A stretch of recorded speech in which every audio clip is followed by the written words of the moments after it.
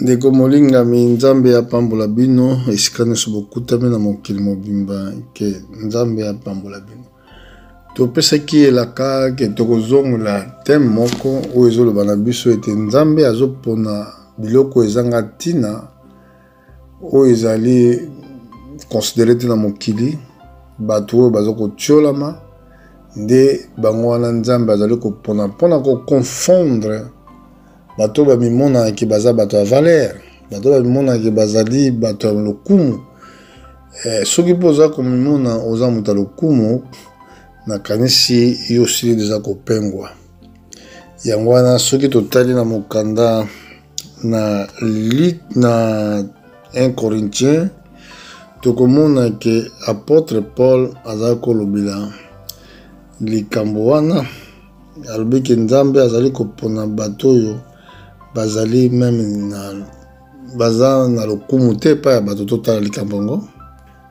Soki totali na mokanda na 1 Corinthiens chapitre 1 yo bandi kotala yango kobanda no verset 18 otangi tina se.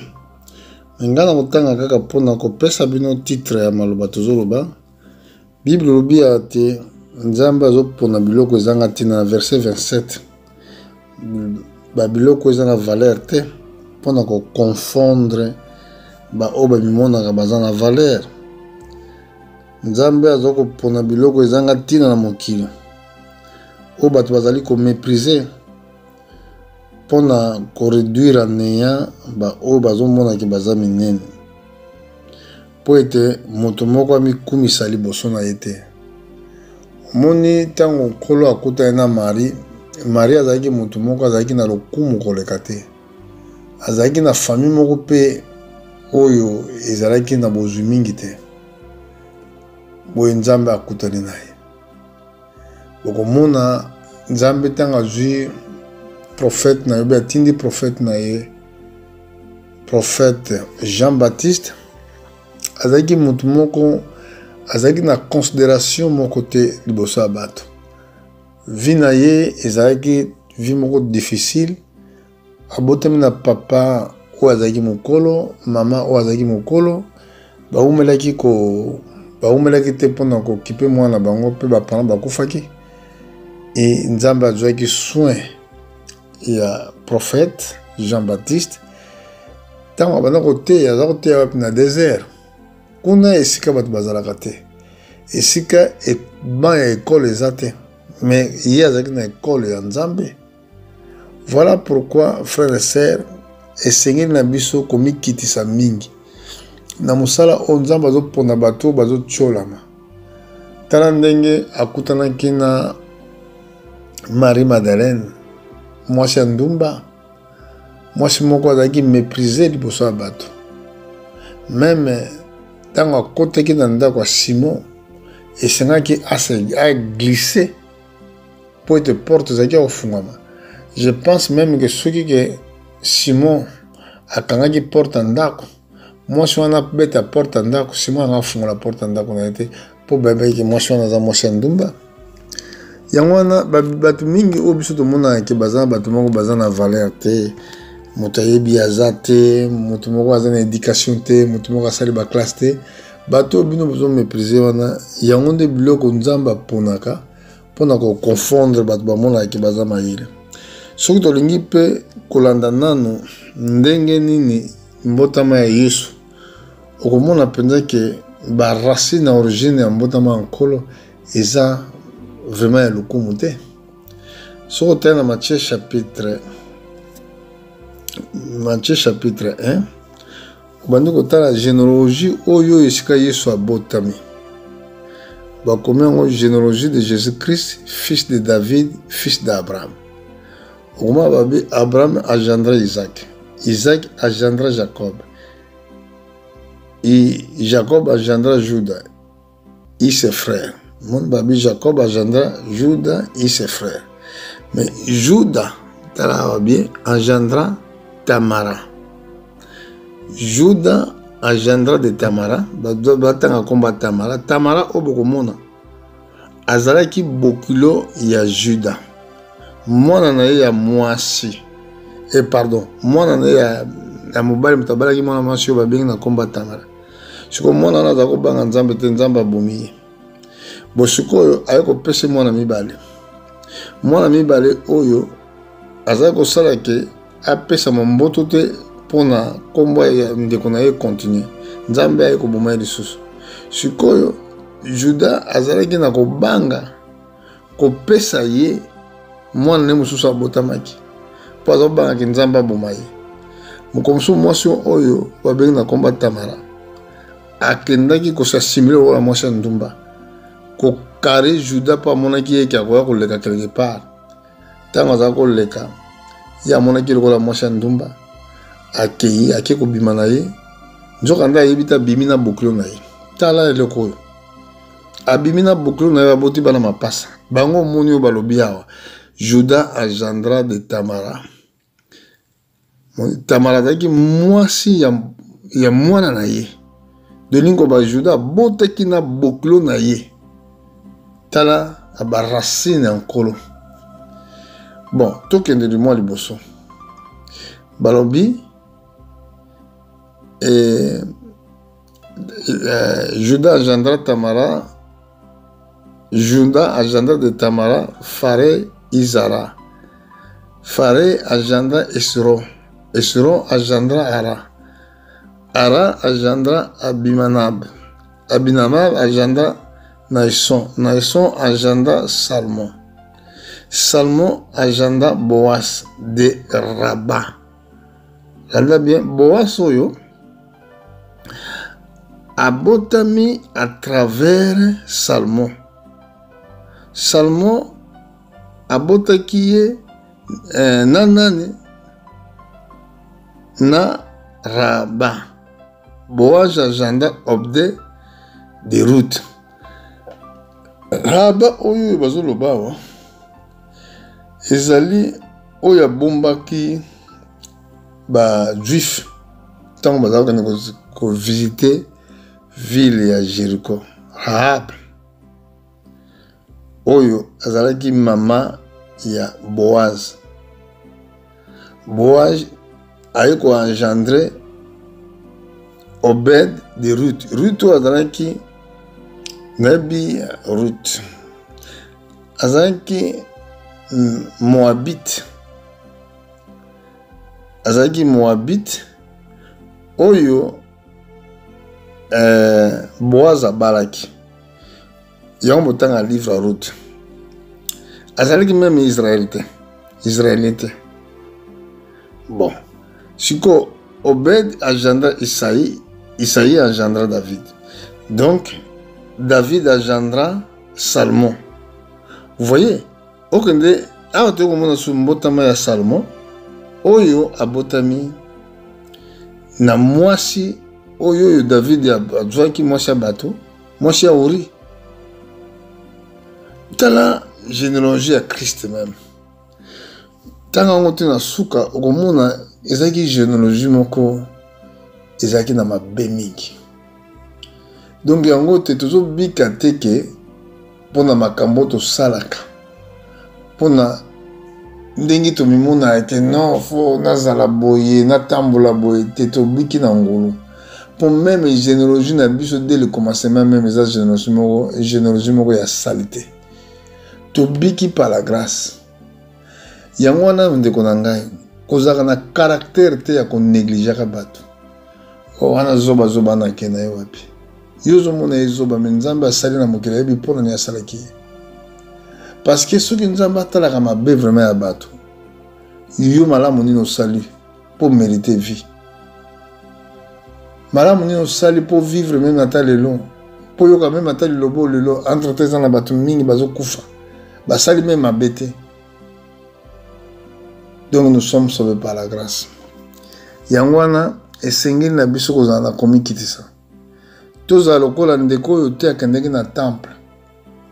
Luc chapitre 18 ake komona moto mosusu aye wana ye mpe ayeki mpona kosambela azalaki publicain ye pharisien aye atelemi koloba abi oyo nzambe oyebi ngai ke naza malamu nakilaka 2 fois par semaine napesaka 10 na ngai na kokana monde ata moke kutu te na publier avant de pembe na ngai bongo publier wana azobeta loboko na motema koloba te nzambe alimbisa ye aza motu mabe sikoyo kolo alobaki bato mibale bakendeki na temple kosambela oyo ayaki kouta na ndako ne justifie nzambe arejetaki libondeli na ye oyo amonaki azalaki na ye dune te ye wana nzambe ayambaki mpona nini parce que nous sommes sauvés par la grâce pas par na misala ya justice na biso te mpo moko te kaza juste devant Dieu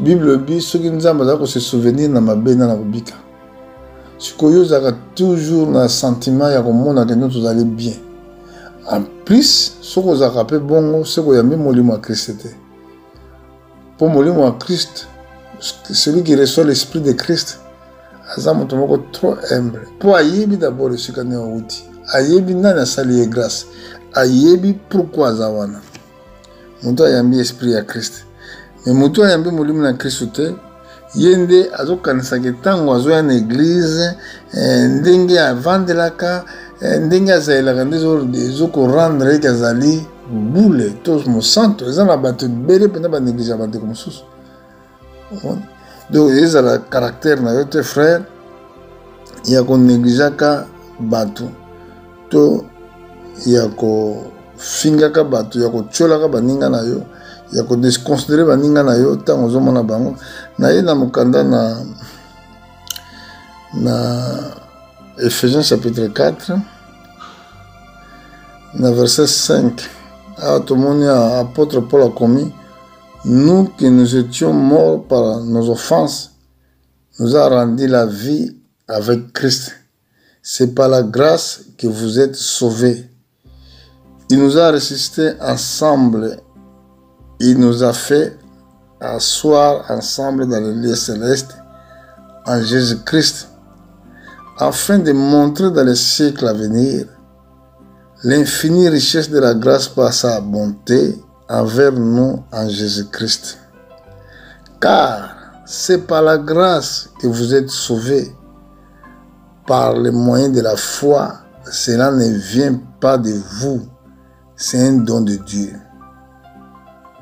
Ce n'est point par l'œuvre afin que personne ne se glorifie.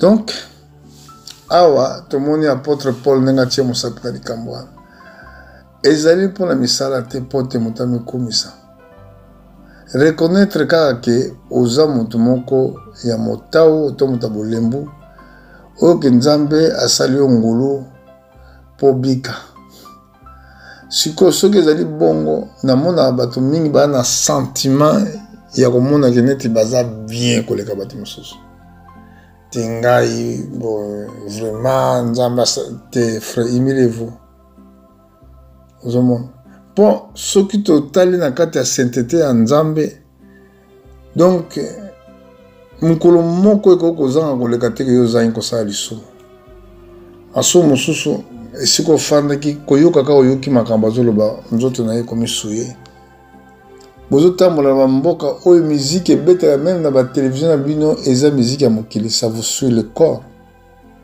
miso na bino na makambo ezomona na ntango nyonso tozomona mabe ça suit le corps Satan abebisi mokili oyo même l'air que nous respirons eza pourri mabele toniataka ezali vraiment sale eza pourri na miso ya nzambe yango wana bato bamoni bavision ya manifestation ya baange baniataka na se te baange ntango baotindamaka mpa na nzambe baniataka mabele oyo te me yo oyo ozoniata mabele oyo yo ozotambola na mabele oyo oyoyoka makelele ozomona neti oza obongi nzoka nde obongi te et puisque ozoyeba te ke obongi te c'est par la grâce que tu es sauvé. Voilà aux aveugles la vérité.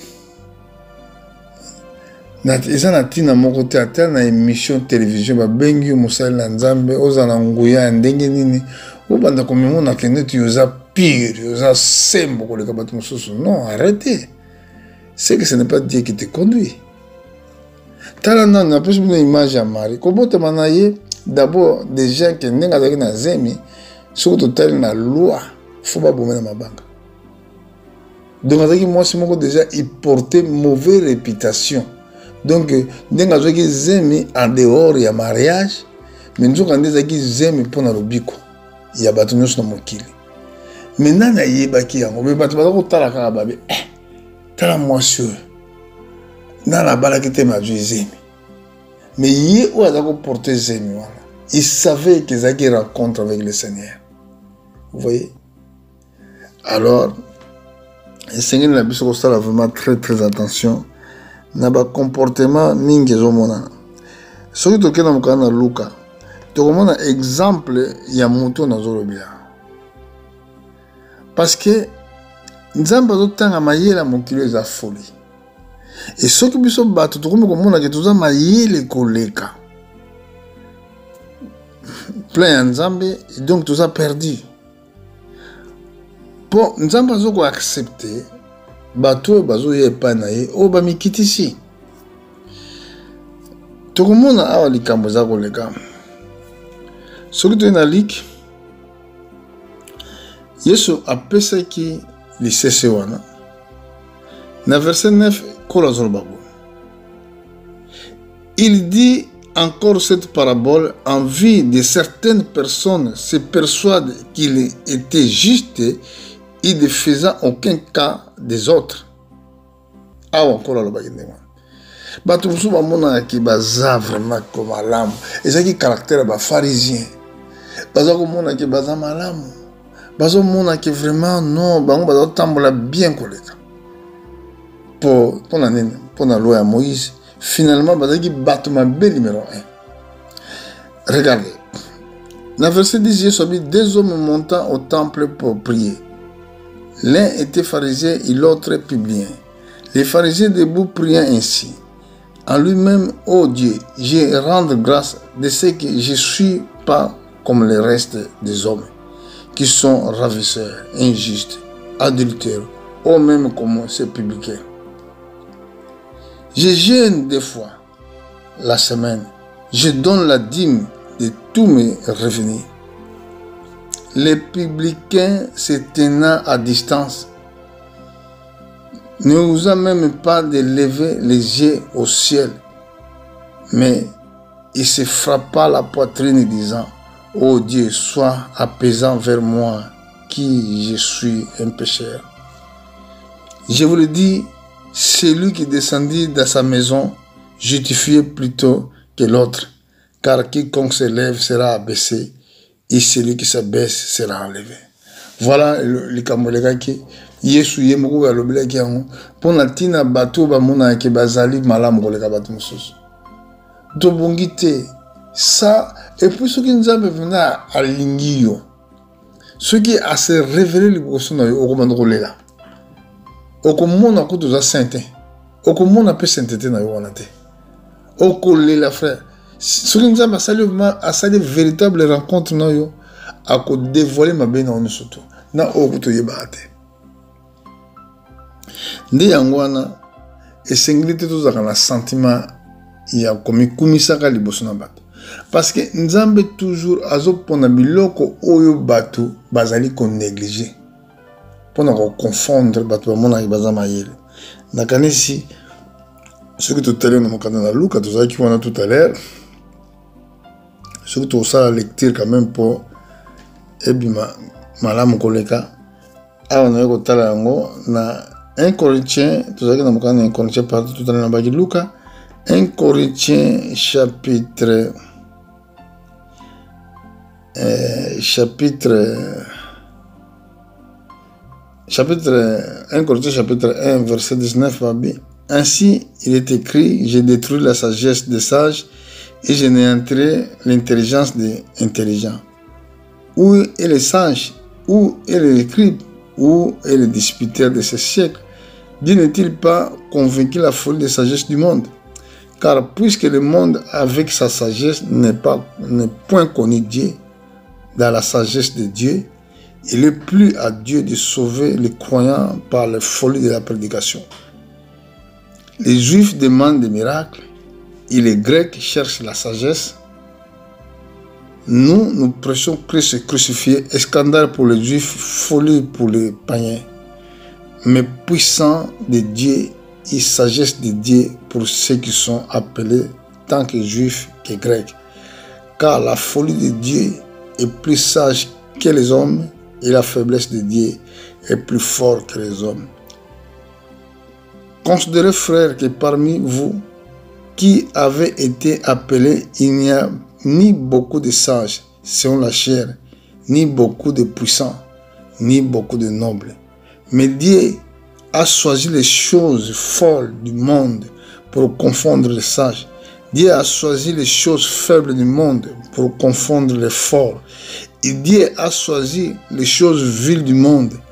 Et ceux-là qui ont méprisé, ceux-là qui ne sont point pour réduire en néant, ceux-là, celles qui sont, afin que nulle chair ne se glorifie devant Dieu.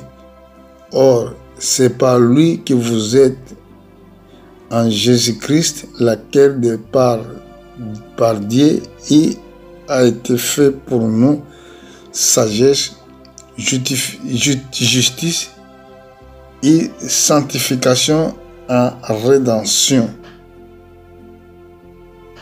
afin comme il est écrit que celui qui se glorifie dans le Seigneur. Voilà ce que nous devons dire aujourd'hui. Tika ndeko tchola batu. Tika ndeko mona batu. Comme déconsidérer batu. Ataku taza mwashandumba. Ataku taza moyibi. De fait que Nzamba zo pesa ina no souffle à vie. C'est que Nzamba yebi qu'est-ce qu'il doit faire avec lui. Parce que Nzamba zo pesa batu temps pour babongo la motema. So que zaki bongo te Nzamba sa détruire mon kilo kala. Ndenge apôtre Pierre alobi.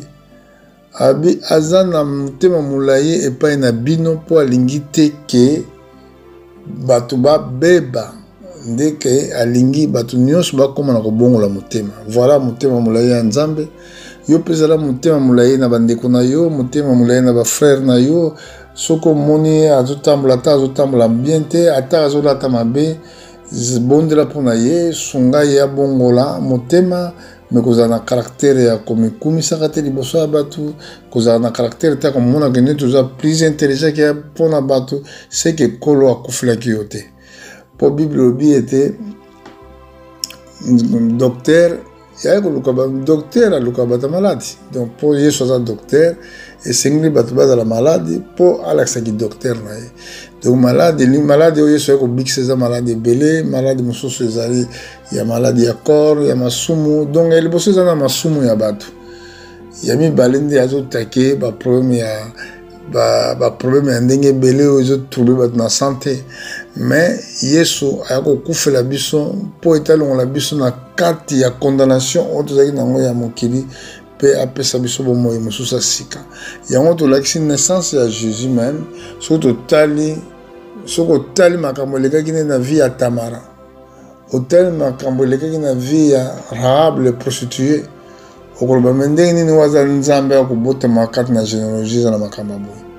Et puis tant so tel même esika botamaki ezalaki esika moko oyo ezalaki solo makasi, esika bampate baza kolala. Donc mpona kolakisa nature ya humilité ya Nzambe. Bo soki Nzambe moko okosa bese ti na niveau ndenge wana, bongo yo mutu oza mpona né du péché. Dieu bazoba est-ce que na mutu ya souillure vie okozala na mutu abotami na souillure, na biso tobotami na basi. Vie na biso ezali court, ezanga te ntango nyonso kozala agité. Donc voilà pourquoi na moto asali vraiment véritable expérience na nkolo, aza moto moko aza na motema molayi, aza na motema mawa, aza moto moko alimbisaka pe abondela mpona bato mosusu. Eza na bato mingi lelo bakangana binemi na bafrère na bango basololaka te mpo azocroire ke ye aza na nzela mabe, ye nde aza na nzela malamu te frère. De fait que tu as se comporter ndengwana nde toza se comporter ndengwana ndenge toza lakisa ke toza mosika pena na Nzambe kozala peme na Nzambe. Donc ndenge bateya mutu oyo mona za mabe kende ko laksa yeso soka boy na yende za likamute mais soki yo moni ko za eloko moka malamu wana ezala ko la message au côté aye liloba au côté aye po pesa bo moy na muto ayoki mais ko no tambola na bana ko critiquer ka bato on na loba ka mabe ya bato yango nde tozali ko créer ba église ya songi na kati église mobimba so bo bengani ebo tanga bible te ko du combat intel o beti combat tel bolongo bo juste combat mutu mususu ndenge wana bozali ko mais bible bi ke tanga bozali ko sanganiza pona bo se exalter ko sangana na biso ezali pona ko milendisa ko sangana na biso ezali pona ko bondela babiti ko ko tanga mabe ya bato parce que tango yo ko tanga mabe ya bato wana salaka bo wana zongi bo yo za cirque yo solongi parce que jugement n'est pas limité. Ko sambi samana n'est pas limité. Nous avons dit Bible que nzamba ko sambi sabato ko landela misana bango. Alors yango ye sur le baki ne juge point. Ko zana caractère ko juger bato pour nzamba ko juger ndongo zo juger ka bato. Pona lelo to bibo nzamba pambola bino. Boza la malamu na bandeko na biso. Soki monta salio mabe pardonnez-les. Ceux qui ont des conseils m'ont kutana na ye soka yoki yo gagner yo sala rapi mabe na bato zaka na courage ya kosenga pardon sana courage ke analoba mabe pona intel oyo ko mba msusu ezana bato mingi penza munoko na le fanda kate bible bi na mkola ko samba bato ba ko samba na maloba o balobaka na mukanda na Matthieu na chapitre 12 comme na verset 34 otonga ka bato otonga loba mabe na bato mais makambo loba kambala mususu eza lokuta eza solo te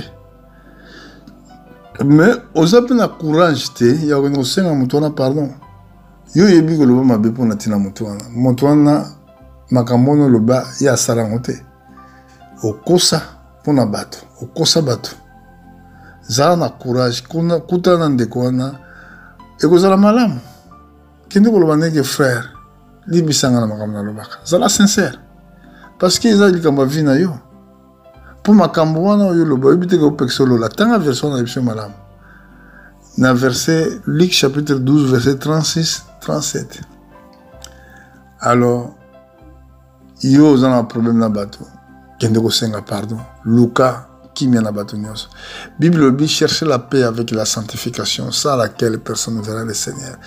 Pour aller l'autre bique nzamba pa molabino to kozonga mukolo mususu pour un message mususu o nzamba wala na toloba. Merci.